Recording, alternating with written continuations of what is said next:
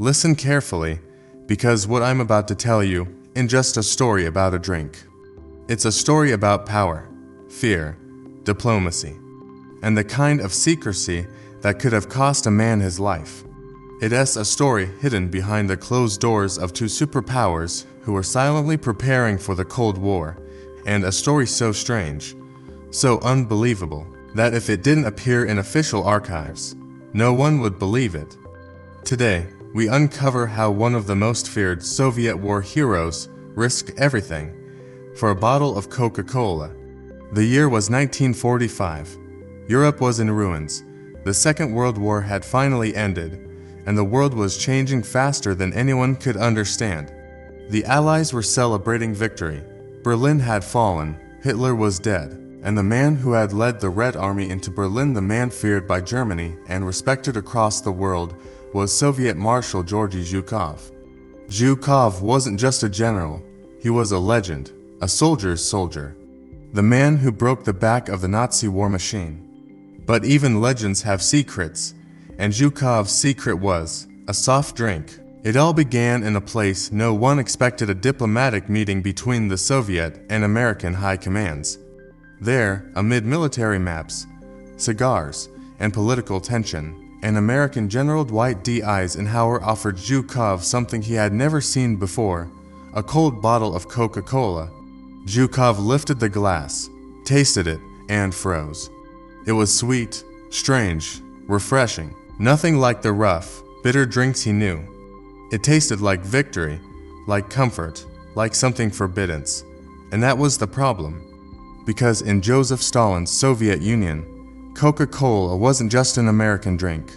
It was Western capitalism in a bottle, a symbol of the enemy, a political sin. If anyone saw a Soviet marshal drinking it, the consequences would be devastating, not for his rank, not for his reputation, but for his life. So Zhukov kept his new fascination hidden. But desire is a powerful thing, and the marshal wanted more, not just a sip. He wanted the drink, regularly, privately, safely.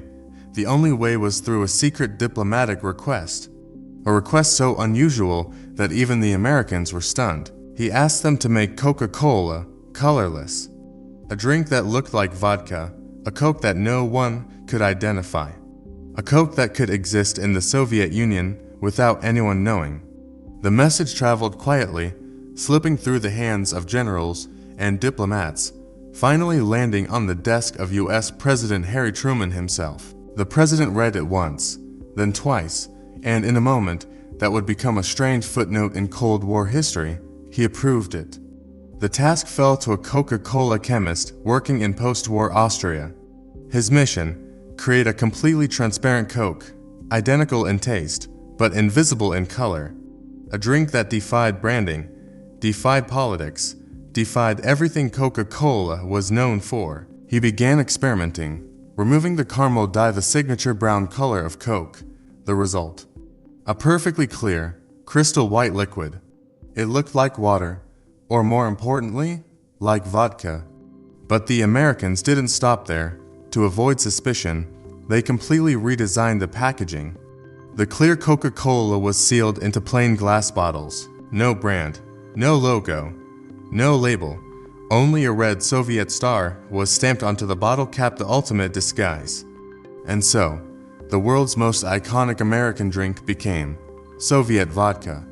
The US Army prepared an entire shipment, 50 cases protected under full American diplomatic immunity.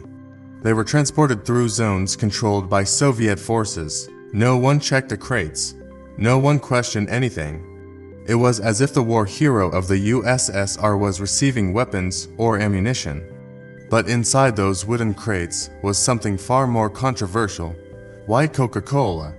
When Zhukov received the shipment, he stared at the bottles, at the red star, the clear liquid, the perfect deception. He opened one, took a long drink, and smiled. He could finally enjoy what he loved, without anyone knowing. But this wasn't just about a man and a drink. This was the beginning of something bigger. A new kind of diplomacy, soft power, the idea that influence could be spread not just through armies and weapons, but through culture, comfort, and even a bottle of soda. For the Americans, this secret favor was a seed planted deep inside the Soviet elite. For the Soviets, it was a quiet acknowledgement of Western innovation, hidden in a simple glass bottle.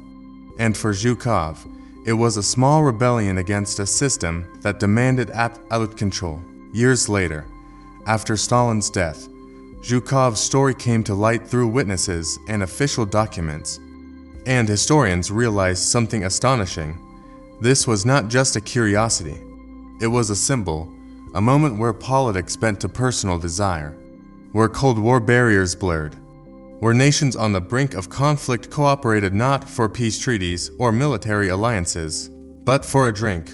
The strange case of White Coke remains one of the most fascinating and least expected stories of the 20th century.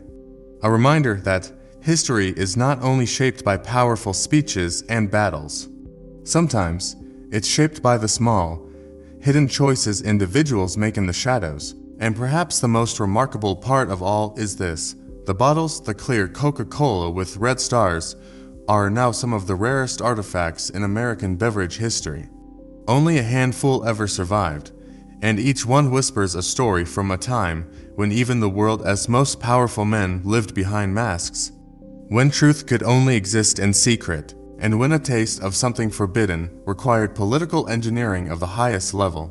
A Soviet marshal, an American general, a secret request, a hidden cargo, and a bottle that fooled Stalin's entire regime. History is full of strange stories, but some are so unbelievable, they could only be true. Thanks for watching. If you found this story as incredible as we did, be sure to subscribe for more hidden histories.